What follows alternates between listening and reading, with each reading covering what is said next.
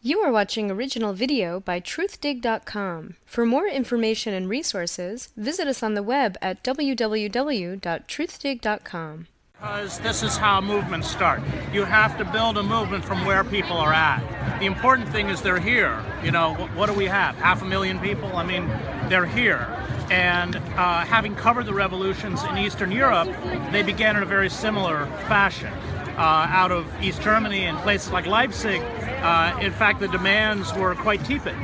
And it built into a crescendo where finally you have 500,000 people in Alexanderplatz in East Berlin overthrowing the communist government. Hopefully that this will have that kind of momentum and growth in terms of not just size, but also political consciousness, political understanding. So this is actually how movements start, like this. And can it still start, because part of what you've talked about and that's been described is that, you know, the Clinton and the Democratic Party has been part of the problem. Now we heard speeches where they were very pro-Clinton. A lot of the people here think that she was one of the reasons why this. Will that inhibit? Will that help? How will that look? How will that change? How does that affect? Well, you hope that experiences like this get people to ask questions. And the whole idea that somehow Putin swung the election is kind of ridiculous as the idea that George W. Bush was elected because of Ralph Nader. These are the kind of easily digestible cliches that a lot of people grab onto, but once you build movements and you start asking questions, you demolish those cliches for a deeper understanding. I don't know if that's going to happen, but if it is going to happen, it's going to happen out of experiences like this.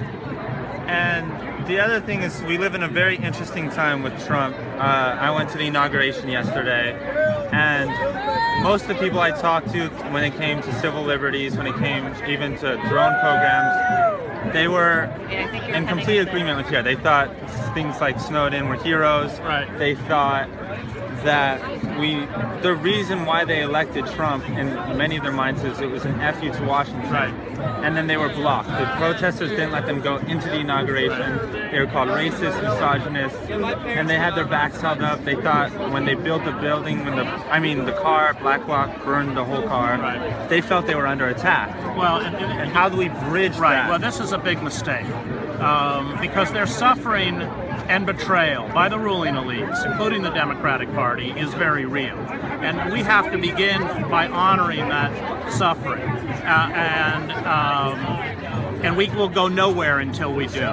But writing these people off as bigots or racists, yes, there is certainly those elements. But people voted for Trump out of a legitimate frustration and rage at a Democratic Party that spoke in the language of inclusivity and multiculturalism, and yet betrayed not only the white working class, but even the groups, since the 2008 crash, African-American households have lost 53% of their wealth. They've actually suffered more than the white working class. But we're going to go nowhere. And in fact, we feed into the narrative that the right wing wants us to feed into, creating these kinds of divisions. When, what is it that's caused this suffering? It is this corporate coup d'etat, these corporate forces which Trump will put on turbocharge, that have affected everyone, including the white working class. So we have a kind of commonality, a kind of, common denominator with them, and that's what we have to play to. We're going to go nowhere unless we learn how to listen, and unless we learn how to work with people who think differently from us, including the so-called deplorables. And if we continue to demean and insult these people, we're playing into the hands of a proto-fascist establishment that wants to create a chasm that can't be divided, a chasm of hatred, one that they will stoke with hate talk and encouraging vigilante violence. So yes, I think that the left is extremely immature and extremely short-sighted. And these same deplorables are the people that got her husband elected. It was that white middle class, kind of working class group of people Well, the other people who voted for Obama, and a lot of them voted for Bernie Sanders. And this is, of course, the great tragedy that when we look back at this moment in history, because if the Democratic Party had put Sanders up, he would have beat Trump. And I met someone yesterday, and it was interesting because she was a little bit worried because it was right outside the protest, and she said if it was Sanders versus Trump, she would vote for Sanders, and she was at the inauguration for Trump. Well, this is it. I mean, look, that Clinton epitomizes everything that they detest, that, long, 3-decade-long Democratic game where they speak in that feel your pain language and then thrust a knife into the back of the very people they purport to defend.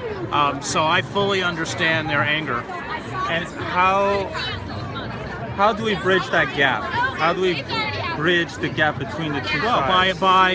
By speaking to, honoring, and holding up the suffering of these people as primary. It is possible to speak in their defense while at the same time rejecting their racism. What isn't going to work is by calling them irredeemable bigots and racists. I come out of rural Maine, impoverished Maine. I had relatives who used language about black people that was inappropriate. I loved them dearly, and they suffered. But I think one can say, on the one hand, we hear the pain that you've been through, the dislocation, the disenfranchisement. Just don't say that around. We can't use that. I think that you'll only begin to mute that kind of racism when you come at it from that. And it's building relationships. It is real, and that never happens on the internet. It is once you build real relationships and they understand that you actually you are empathetic to where they are coming from, then you'll be far more effective than standing behind a barricade and insulting them.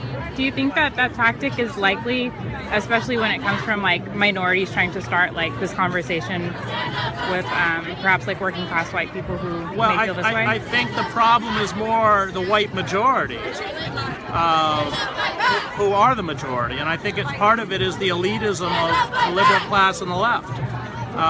Black Lives Matter is out there fighting to stop unarmed black people from being gunned down in the streets. I don't think they actually have a lot of intersection with the Trump people. And it's interesting. So this week, Greg Palast had a great documentary talking about all these votes that weren't counted,